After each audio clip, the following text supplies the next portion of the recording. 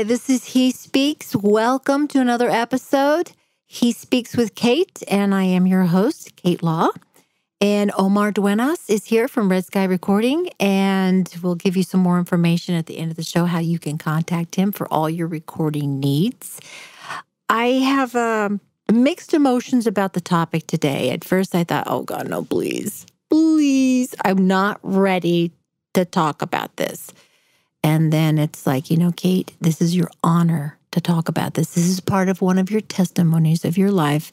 Someone today needs to hear it. So I'm not going to grumble and complain. I'm going to say, thank you. Help me to communicate it as you would have me communicate it. The topic is an unplanned pregnancy. I was a single mom with 2 children already and 43 and pregnant. How's that one? So that's coming up today. I also kind of wanted to just kind of let you know, in case you've never heard one of these episodes before, I do have a background of broadcasting, but it was 17 years of actually being a disc jockey, playing music. And so I'm used to talking, but not for great lengths of time like this and not about personal stuff. And so it's difficult. So I'm not real slick. It's like opening up my heart. And like I said, it's my honor, my privilege to do this. So I wanted to recap that one of the few episodes back, I was telling you that I was raised by a single mom. I was the youngest of 4 children. And, Dad really wasn't around in the family. And so I got this idea at a young age that I never wanted to get married, and I certainly didn't want to have kids because the deepest part, the biggest fear that I had was that of being divorced. So you see, I figured you wouldn't get a divorce if you didn't get married. So that was my thinking. Well, I did because I received Christ 30 years ago, and I did meet a wonderful Christian man, got married, had 2 children, but things didn't work out. Some of my issues from my past definitely popped up, especially after having children. I did experience some postpartum depression with my second child. I didn't know it. My husband didn't know it. My friends didn't know it. I just suffered with extreme PMS once a month. I mean, after a while, you can almost chart the fights that we had. It was once a month. I didn't get help for that. The marriage did not last. My husband left. He's a good father. He saw the kids every weekend, but the children were small, 2 and 5. And during this time, you've got to understand. Oh, I knew I might cry, so I brought some tissue. You've got to remember that I just believed the Bible, and the Bible said that God hates divorce.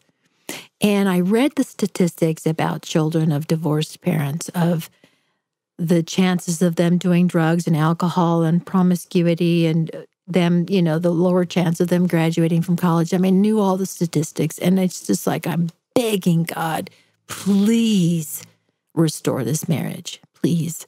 So I prayed and I fasted literally for more than 4 years. He didn't divorce me right away. He was separated, but he was dating other people. And that was the most painful season of my life, where one person in the marriage is holding out and praying and hoping, and the other person has moved on. And maybe I'll do an episode on marriage another time about moving on and trusting the Lord. But I couldn't. I'll be perfectly honest with you. I held on. In fact, if I was a dog, I was a loyal golden retriever, but man, I was full-blown pit. And I just could not let go. Anyway, I remember my mom saying, honey, really, after 4 years, you got to move on. I don't know why you can't get over this. And I was in counseling, and my counselor said, Kate, what has happened is that because of your father issues, your dad leaving you as a young girl, what this divorce did was it took the scab off an already deep wound. So I was jacked up. So anyway, I was working in sales, and like I said, didn't date. Ex-husband, or my husband who hadn't divorced me yet, was dating. And I was just praying for him to come home. I met a man that was very charming, 15 years older than me. And I think I have a playful spirit about me. I'm a little flirty. And this guy certainly was too, very charming. And my boss at the time goes, Kate, you got to be careful of that guy. I think he likes you. And I go, oh, I can handle him. And, note to self, no, I can't handle anything.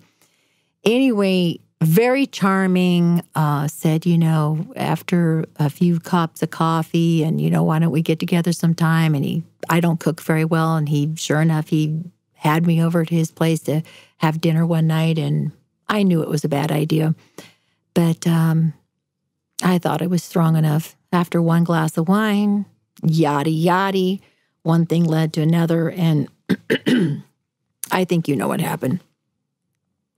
A little while later, I realized that I think I need to take a pregnancy test. And I remember this vividly. I was sitting there going, oh God, I don't know if you've ever been in this position where you're just like, oh, please, Lord. Oh, please, Lord. Please have this be negative. Please, Lord. Anyway, it immediately popped up positive. And I stood up, I washed my face, and I said out loud, I just said, I accept this. I do. The father and I discussed, what are we going to do? I don't believe in abortion. I'm a Christian lady. He brought it up. He said, let's get married. I said, no, we don't want to get married. Adoption. So the point here is, and I just want to let you know, all options were painful. I didn't believe in abortion because I was a Christian. And I have to stop right here because a lot of people listening right now have had abortions, a lot of Christian women, and a lot of Christian men who paid for them. I want to tell you something. I am not holier than thou. I am not some noble woman here. In my early years, before I knew the Lord, I would have gotten an abortion in a heartbeat. It wouldn't have fazed me at all. I did not know what I know now about being a mother of 3 children. I didn't know the miracle of conception and the ultrasounds and the heartbeat. I didn't know. I'd bought the lie that, clump of cells.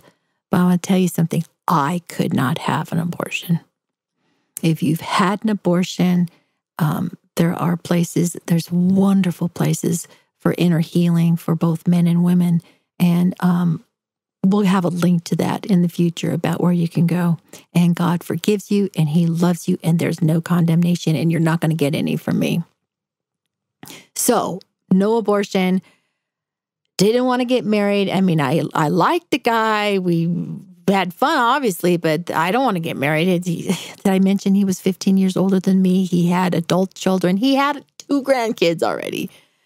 And the other option was adoption, which I thought was a great option. There's families out there that want children, and so that's the route that we were going to go down.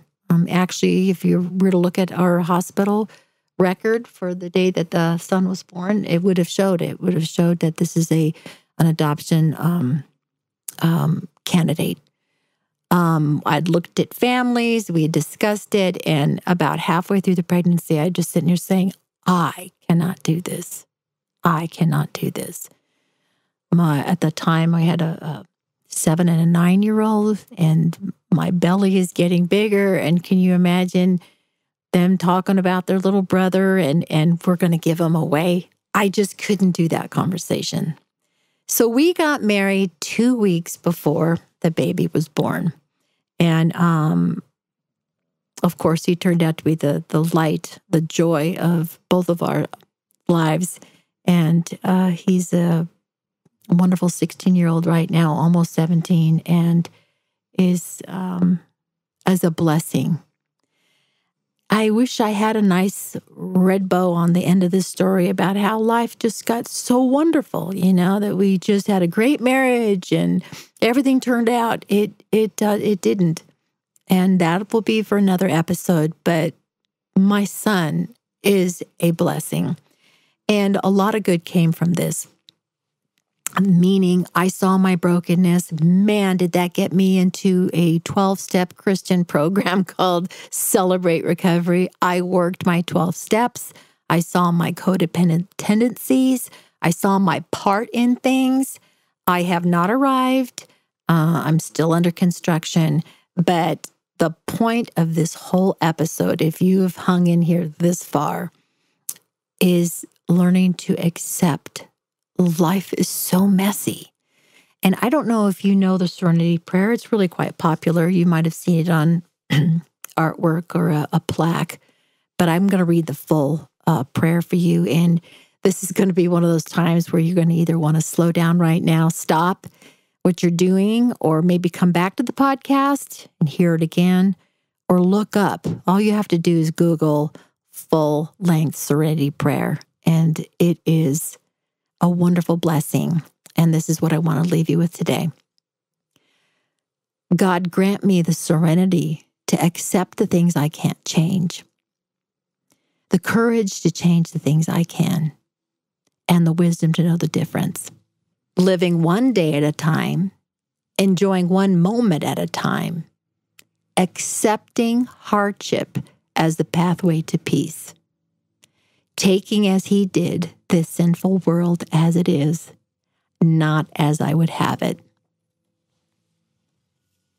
Trusting that he will make all things right if I surrender to his will, that I may be reasonably happy in this life and supremely happy with him forever in the next. Amen.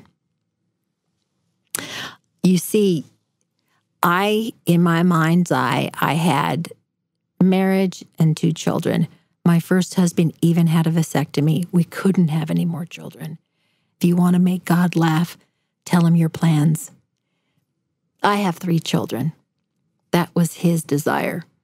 I have got to learn to accept that he knows what's best for my life. And I thank him for that. And I thank you for listening.